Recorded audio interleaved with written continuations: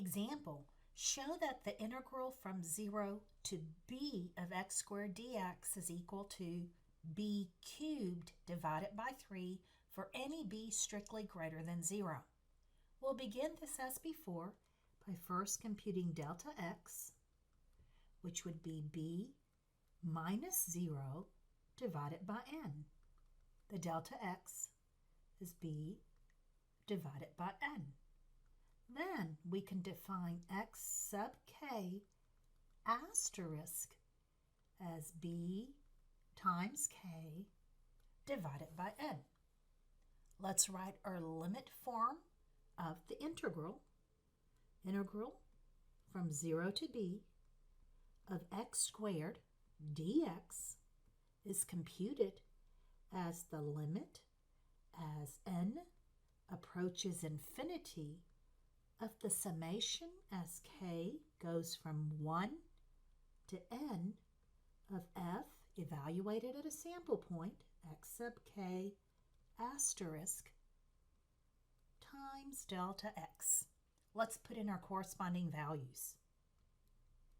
That would be equal to the limit as n approaches infinity of the summation as k goes from 1 to n. It's x squared, so we'll have for the function parentheses squared and put in bk over n for the x times for the delta x b over n. Let's proceed with some algebra. This is equal to the limit as n approaches infinity of the summation as k goes from 1 to n of b squared k squared over n squared times b over n. We can keep going and we'll do the limit as n goes to infinity of, we have the b squared k squared times b across the numerator, n squared times n in the denominator. We can factor out the b cubed divided by n cubed and still have the summation as k goes from 1 to n of k squared. That is a common summation form. We'll write this as the limit as n approaches infinity of b cubed divided by n cubed, and then replacing that summation with its equivalent form, n times n plus 1 times 2n plus 1 divided by 6. This is equal to, let's go ahead and take the b cubed and the 6 to the left of the limit as the limit affects n. The limit as n goes to infinity. In the numerator, n times n plus 1 times 2n plus 1. For the n cubed, let's write that as product of 3 n's.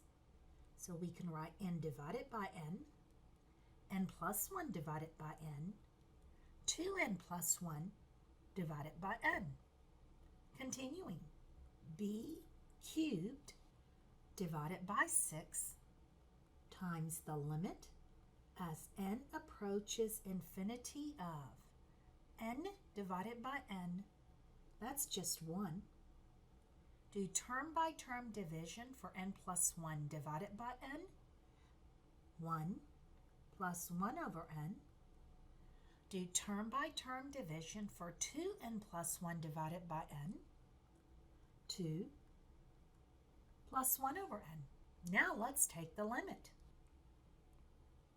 B cubed divided by 6. The limit as n goes to infinity of 1 is just 1. The limit as n goes to infinity of 1 plus 1 over n, the 1 over n goes to 0, so 1 remains. And the limit as n goes to infinity of 2 plus 1 over n, the 1 over n goes to 0, So 2 remains. B cubed divided by 6 times 2, and this simplifies to b cubed over 3. Let's recall that x cubed divided by 3 is antiderivative of x squared.